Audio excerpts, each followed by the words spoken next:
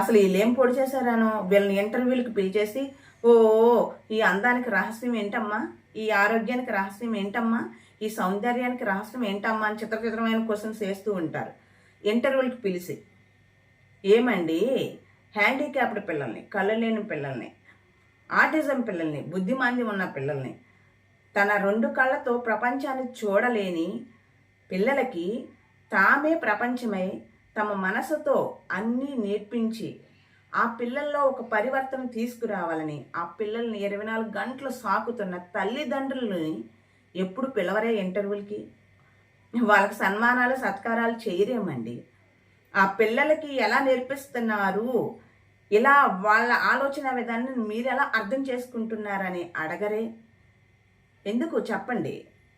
జనాలకి ఇవన్నీ అవసరం లేదు. అట్రాక్షన్, ఎంటర్టైన్మెంట్ ఇదే కావాలి.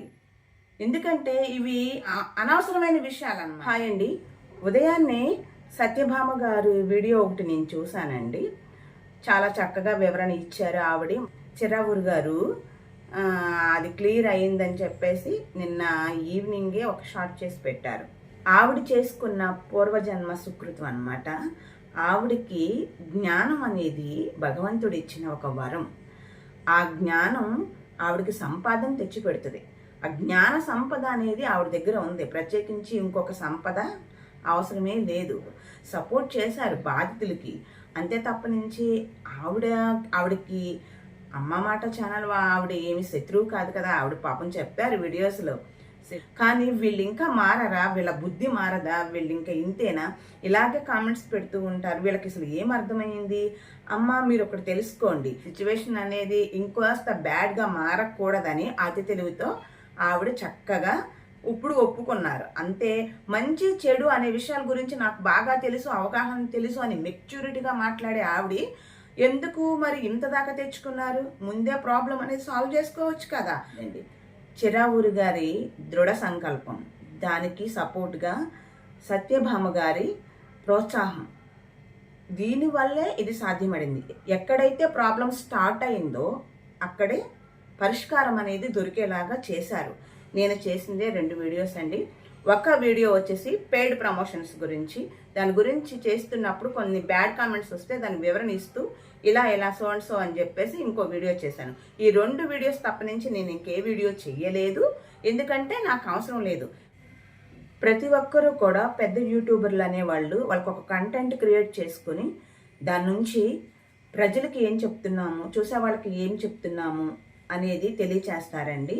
వాళ్ళ ఛానల్ నుంచి ఎంతో కొంత నేర్చుకుంటారు చాలామంది. మరి మీ కంటెంట్ ఏంటి? చీరలు నగలు చూపించటమేనా? అదే మీ కంటెంట్ అని అనుకుంటున్నారా? ఒక ఆవిడ నాకు కామెంట్ పెట్టారు, ఎన్వి తినేవాళ్ళు పూజలు చేయకూడదా అని చెప్పేసి. ఎన్వి తినేవాళ్ళు పూజలు చేయకూడదని కాదండి. ఆవిడ యొక్క పూజా విధానం గురించి కానీ, పర్సనల్ విషయాల గురించి కానీ, ఆవిడ పేరును కానీ, ఆవిడ ఫోటోను కానీ ఇక్కడ నేను అసలు యూజ్ చేసుకోలేదు.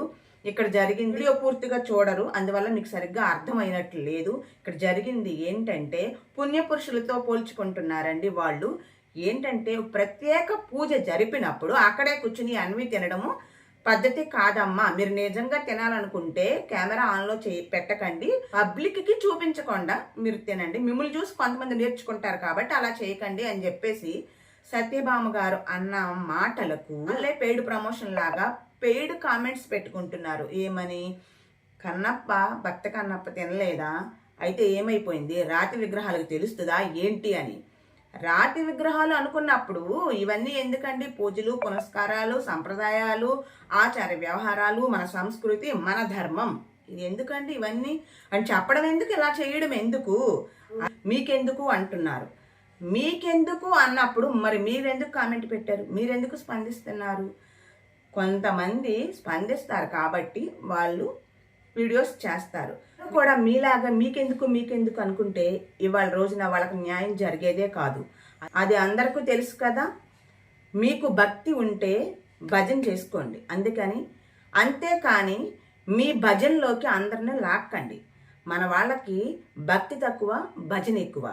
భగవంతుడికి చేసే పూజా విధానం భగవంతునికి మాత్రమే తెలియాలి, 10 మందికి చూపించుకోవాల్సిన అవసరం లేదు అనేది నా అభిప్రాయం అండి.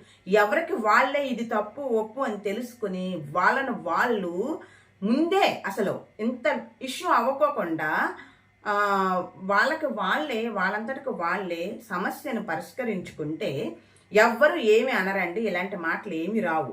కొంతమంది ఏమిటంటున్నారంటే ఎదట వాళ్ళ విషయాలు గురించి తుంగి చూసే అలవాటు చాలామందికి ఉంటుందండి.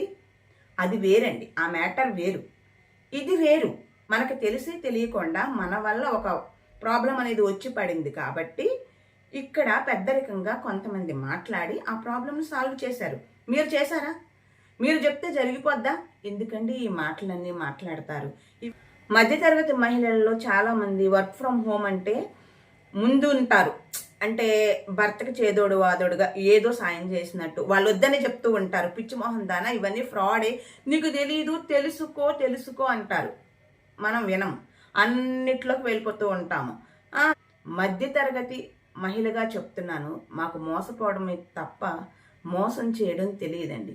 ఏదో పిల్లలకి కొంచెం వెనక వేద్దామని ఒక 4 రూపాయలు, ఏదో భర్తకి కట్టసాయితాగా ఉందామని చేసే పిచ్చి పనులు ఇంత తలనొప్పిగా మారుతాయి అన్నమాట.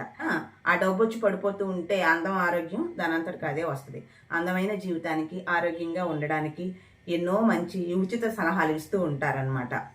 అందం అంటే ఏంటంటే బాహ్య సౌందర్యం కాదు, అంతః సౌందర్యం అని అంటూ ఉంటారు కదా. ఎవరికైనా హెల్ప్ చేసి చూడండి. ఎప్పుడైనా ఎవరికైనా హెల్ప్ చేశారా?